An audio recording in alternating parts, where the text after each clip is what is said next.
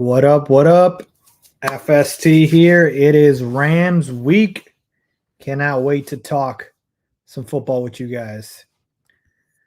All right. I see you guys getting in here. Bolt, Derek, Devon, Retro. Appreciate you guys for hopping in. Let's get it.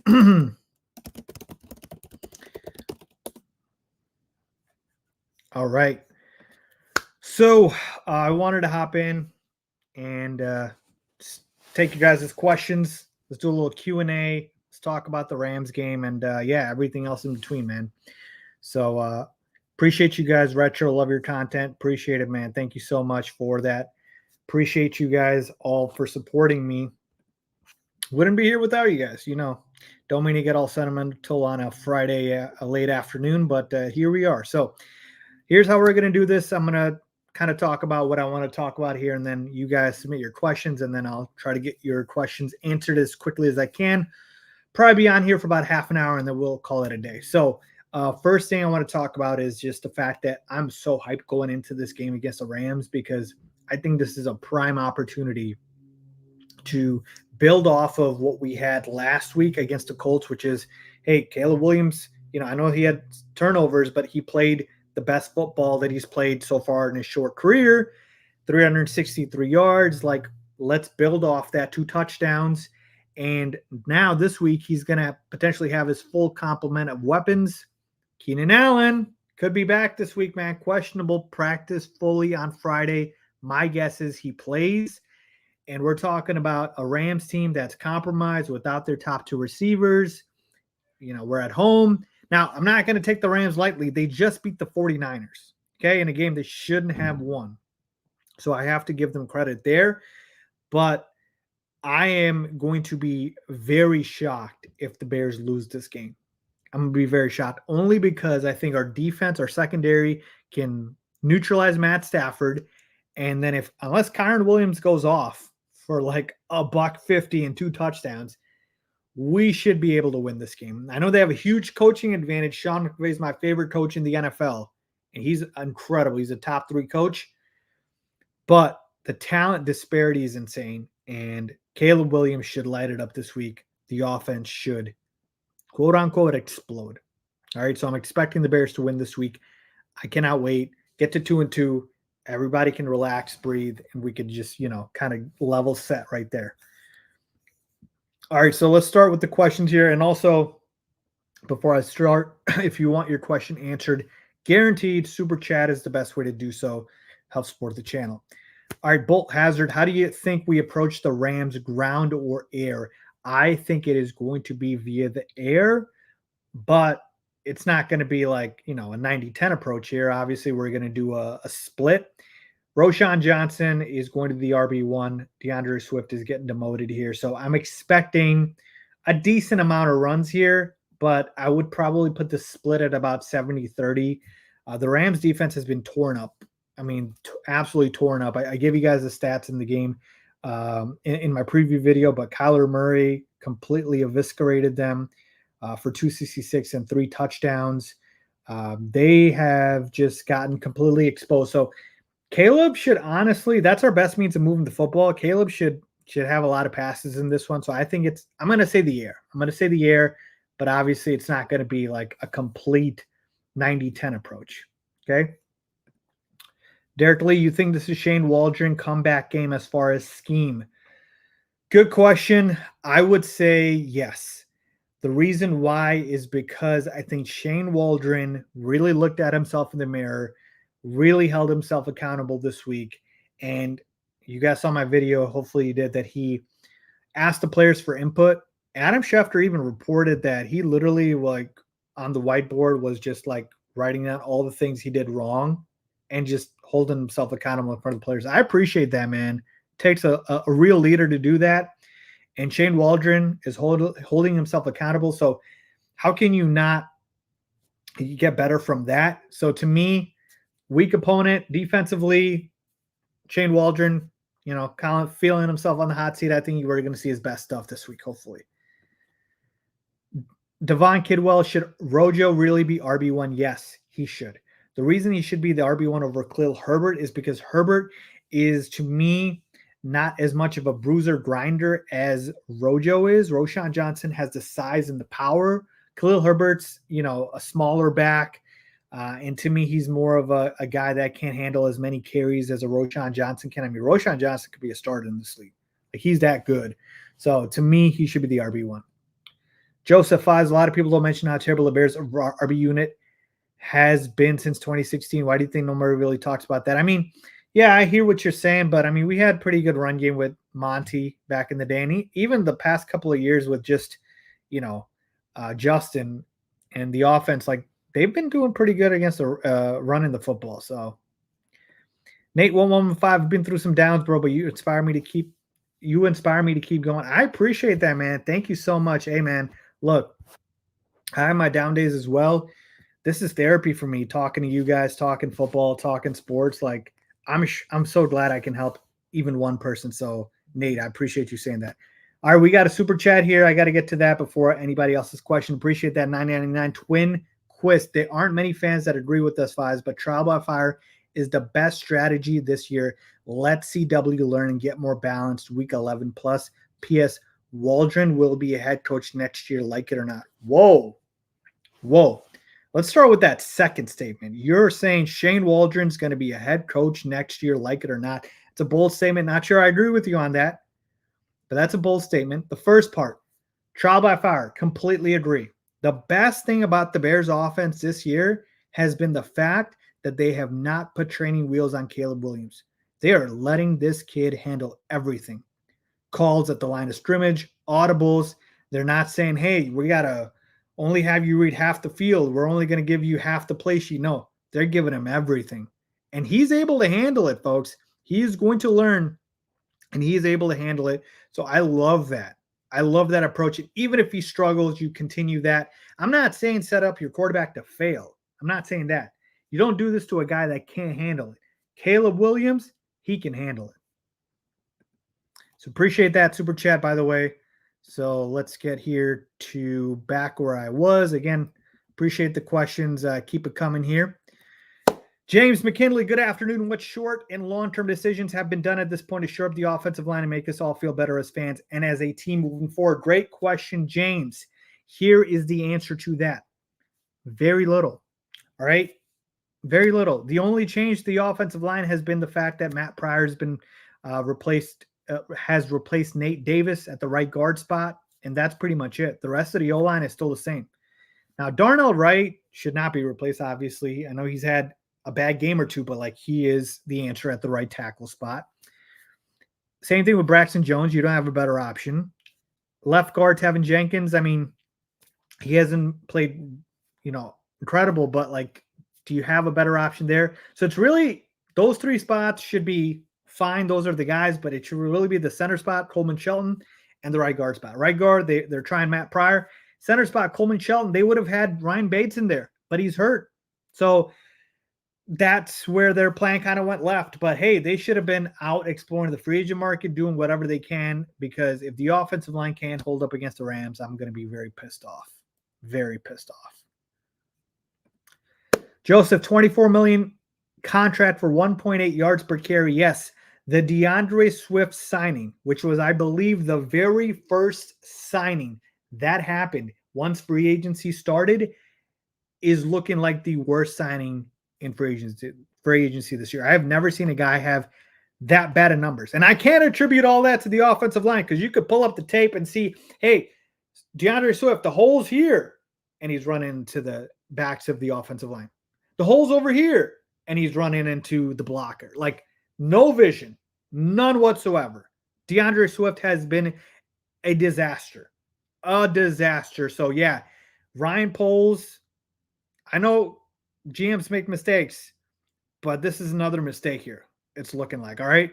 Not saying I'm completely out where I'm saying maybe he can't ever turn it around, but as far as a runner between the tackles, no. You got to use him differently. You got to use him as more of a Darren Sproles type, a space back, a receiving back, because this ain't cutting it. Oh, no. This is awful. Awful. All right? I'm going to give you a tip here. I'm hammering the under on DeAndre Swift's rushing yards this week. It's like at 35.5. Go under on that. Hey, we got another super chat here. Appreciate the super chat. DJ Spawn, $10 super chat. If he threw 300 yards again, but he running for his life, should they relook at the offensive line and coaching? Yes, absolutely. So I have some insight here for you guys. I believe Brad Biggs said this, where if the next two games the Bears don't win or make some incremental improvements, there is a chance, and I'm going to post a separate video about this, but there's a chance that Shane Waldron could not only just be on the hot seat, he'd get fired, honestly, because it's easy to say, hey, put it on Matt Eberflus, right? Matt Eberflus is a defensive head coach. The defense has not been the problem. So I know as far as a head coach, he's not been great, right, with the timeouts, with the challenges and all that. But as far as his unit, they're solid. So the problem, if it's been the offensive line, that's Shane Waldron. And he could get fired if the team does not perform well in the next couple of weeks. These are winnable games here, folks. Let me tell you, I did this in the last live. I'm going to do it again. I'm going to do it again because it is insane how easy this schedule is. And when I say easy, I'm not talking about being disrespectful to the opponents. I'm talking about the fact that you won't find a team with a better schedule than the Bears. So we play the Rams this week. Then we have the Panthers next week at home. Then we play the Jaguars, who look like a disaster. This is in London, so technically a home game for us, but in London. Then there's a bye week. Then we play the worst passing defense in all of football right now in the Commanders. Then we play one of the worst defenses in football against the Cardinals. And then we play the lowly New England Patriots at home. Find me an easier schedule than that. I'm sorry, like, if you don't win at least 4 out of these 5 games, there's something wrong with you. Okay, maybe 3 out of these 5 games. All right, somebody needs to get fired at that point. Honestly, find me an easier schedule. You can't. I appreciate that super chat. So let's go back to where we were here. Again, super chat if you want your question answered right away. Jose Flores, love the channel. Appreciate you, Jose. Thank you for showing love there. We got another super chat here, $5 super chat from Paleo Chicago Bears. I get that, but I personally think Flus should take more blame for the offensive struggles because he is the head coach and he helped hire Waldron. All right, I agree with that. Here's where I disagree with what I would tell you. This is just history. People don't like hearing it, but this is just history. The Bears just don't fire coaches in season. They just don't. So if Flus is getting fired, it's going to be at the end of the year unless something unprecedented happens. All right. And Ryan Poles hired Flus, so it's not going to be easy for him because he's admitting a failure. And then we know the McCaskies don't like firing head coaches midseason. So if there is a change that needs to be made, the quote unquote scapegoat is going to be Shane Waldron. It's just flat out simple as that. So I agree with you. I agree. Flus should be held more accountable. But because the Bears don't fire head coaches, it's going to be Waldron. Somebody has to take that fall, and it's probably going to be him. All right. Where were we? James Pullis, complete must win, loses game, and it's over before it started. The organization is a dumpster fire. Look, it's hard for me to say a must win in week 4, but yeah, man, like if they lose this game, I will be, kind of driving the whole, like, let's get rid of Shane Waldron and Matt Eberflus wagon here if I haven't already. I'm gonna be fully on board that. Like, this is gonna be a problem if we lose this game. Huge problem. Mama Michael with a super chat. Appreciate you, 99 cents. Ask a question, my man. You're giving me a super chat, so please go ahead. Devon Kidwell, what's one thing the defense can do to take it from a good defense to a great one? I mean, our pass rush. The secondary is already elite. The only thing we're missing is an elite pass rush. We have a good pass rusher in Montez Sweat, but we need more, man. We need to get more sacks. We need to generate more pressure on these opposing quarterbacks. Javon Dexter, I like what I've been seeing from him, but we need more. Twinquist with another super chat, $4.99. I should clarify, Waldron will be Bears head coach whenever Flus is gone. That's why he was brought here. Poles wants to marry Williams with Waldron, in my opinion. That's interesting. We got some theories here. Okay. So you're saying Poles brought Waldron here to marry Williams to him. I mean, I'll tell you right now, I would take Shane Waldron as the head coach over Matt Eberflus just because I hate having a defensive head coach with a young quarterback. But that's interesting. I don't know about that. Certainly interesting. Not gonna lie to you, but I'm not sure I totally agree. I think if Flus is gone, Waldron is going to be gone. I think a new coach like a Ben Johnson is going to bring in his own staff. Mama Michael, hey Faiz, with the Red Rocket taking Bryce's job, does that change your view on the Panthers game? Yeah, it certainly makes the Panthers game more difficult for us, for sure. You can't take them lightly. And I told you, I'm not trying to be disrespectful to these opponents, but just based off of the record and based off of talent, like these are some of the worst opponents in the NFL. If you can't beat them, who can you beat, right? And that game that the Panthers had last week against the Raiders, I mean, Andy Dalton had like the game of his life.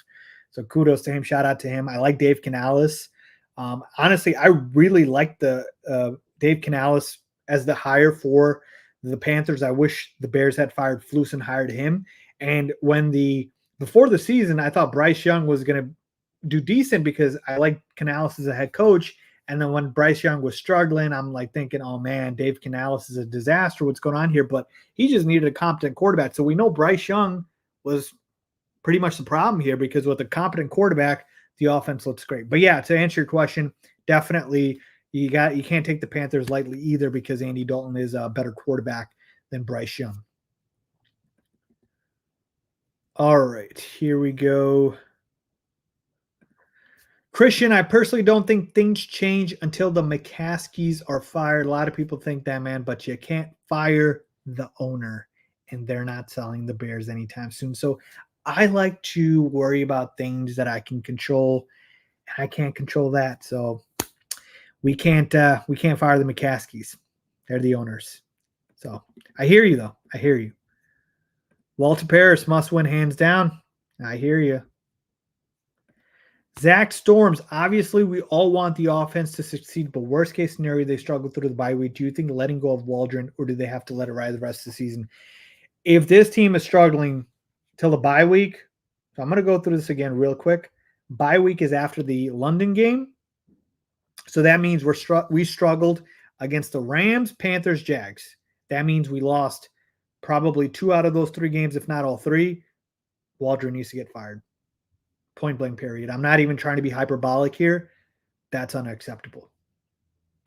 Flus needs to get fired too, but if we're being realistic by what the Bears do, we know they don't fire in-season head coaches. But if you are struggling against the porous Rams defense, the Panthers defense, porous Panthers defense, and the Jags defense, you don't deserve to be here. Sorry. I mean, you're out of here. Sorry. Just unacceptable. Unacceptable. Joseph Flus is statistically the 3rd worst coach in Bears franchise history. He's barely better than Abe Gibron and John Fox. I am not a fan of Matt Eberflus at all. I'm just trying to tell you guys what I think is realistic. If it was up to me, I would have never kept Matt Eberflus this past offseason. I think Ryan Poles made a mistake. Matt Eberflus is a good defensive coordinator. That's it. He's not cut out to be a head coach. He doesn't have what it takes to be a head coach. He's not a leader like a head coach needs to be. He's not good detail-wise. He's not good strategically. He's just not.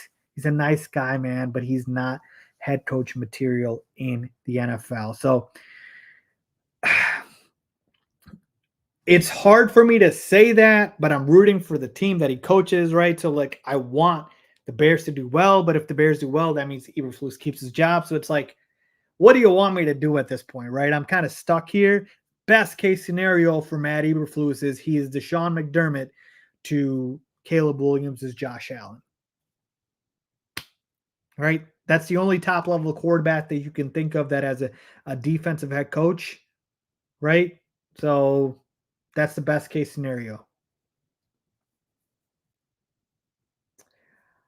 All right, this is a good question here from Nate 115. What do you think of Justin Fields' performance in Pittsburgh so far? So I'm gonna post a video about this. Let me just say, I hate talking about Justin because I feel like as Bears fans, like we should move on and not, dwell on the past. And I love Justin in his time here, right? All my criticism towards Justin has always only been on the football field.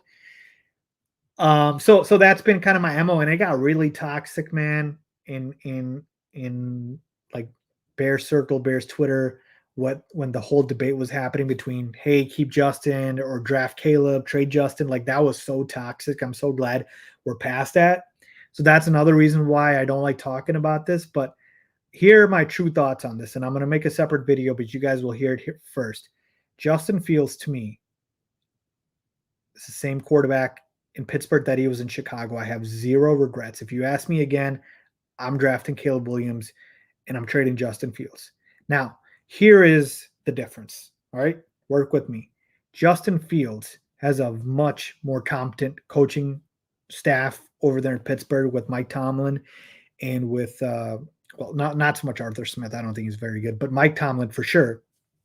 And Justin Fields is being used exactly how you should use Justin Fields. He is a starter in this league. He's a starting quarterback in this league, and he should be used the way the Steelers are using, which is occasional, big playability, occasional run, protect the football, defense plays solid. So Justin's not the quarterback that's going to put up 300 yards. He's the quarterback that's going to protect the football. He's the quarterback that's going to, make one or two big plays a game, whether it's through his arm or through his legs.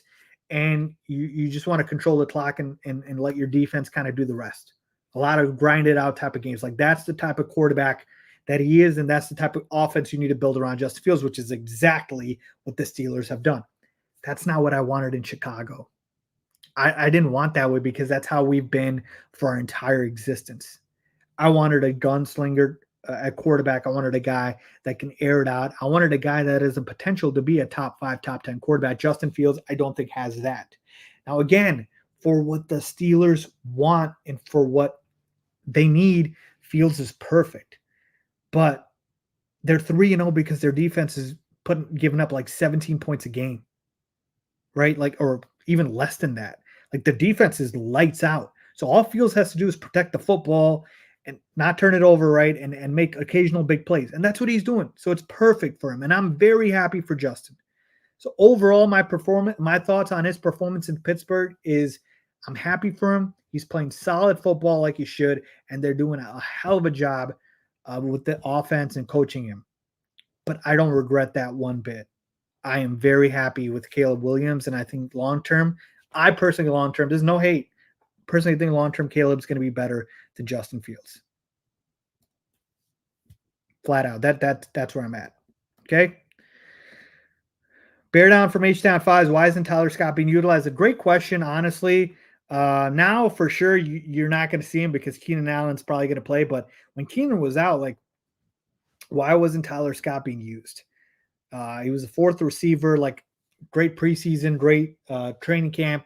Can't get any snaps? Like, come on. So I'm surprised as you are, but I think it's just the easy answer is we just have too many weapons for him to get any playing time. Martin V. Love, Caleb, Blank Williams is now worth the number 1 overall pick. Sorry you feel that way, buddy. He is. Caleb has thrown more yards than Fields has in his entire career. I mean, yeah, the 363 yards passing game is more than Fields has ever had. But yeah, they're different quarterbacks. All right, guys, I got about 5 more minutes here. Super chat if you want your question answered right away, or else I'll just try to run through the rest of these questions here real quick. Mark Gaz 4747. Are you starting to be out on Ryan Poles? His mistakes are adding up in Nate Davis, DeAndre Swift, the coaching staff, and the offensive line. Great question. Short answer, not yet. Long answer, I'm thinking about it. Okay.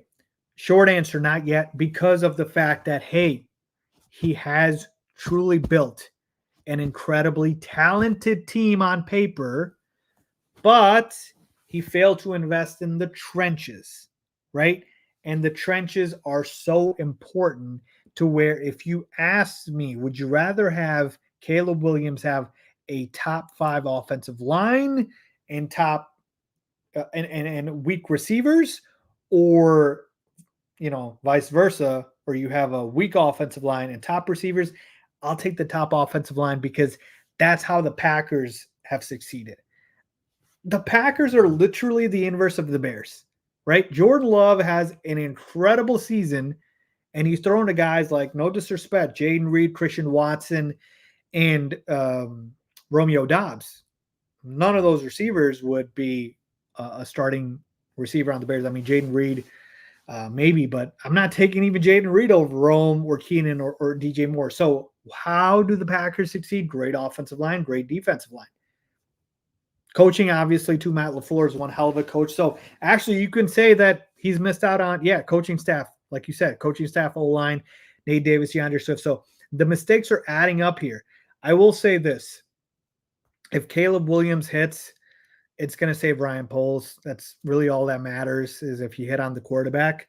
But it's a very valid question at this point, man. Ryan Poles has done a lot of good, but there's been mad. And you didn't even mention Chase Claypool. That was a big miss as well. So there's a world in which you can say, hey, what is Ryan Poles without Davis Mills making that pass and them ending up with the number 1 overall pick? So, yeah, I hear you. Short-term answer, not yet. Long-term, I'm thinking about it. All right, we got a super chat here. Jordan Butts, 199 prediction on carries each running back gets. Good question here. So, I'm going to say, so last week, let's see how many carries we had last week for the Bears against the Colts. So they had 23 carries for, the Bears had eight carries for Roschon, 13 for Swift, 4 for Herbert. So I'm going to go ahead and say that Roschon Johnson gets about 12 to 13 carries. Khalil Herbert gets about, 6, and then probably Swift gets about 5, 6. That's what I'm thinking here. So let's see what happens, folks. But yeah, man, I'm excited. I can't wait. This is going to be a fun game. Hopefully, a lot of points being put up. But let me know, again, what you guys think about these lives. If you want me to do them more, I'll continue to do them each week, maybe even during the games.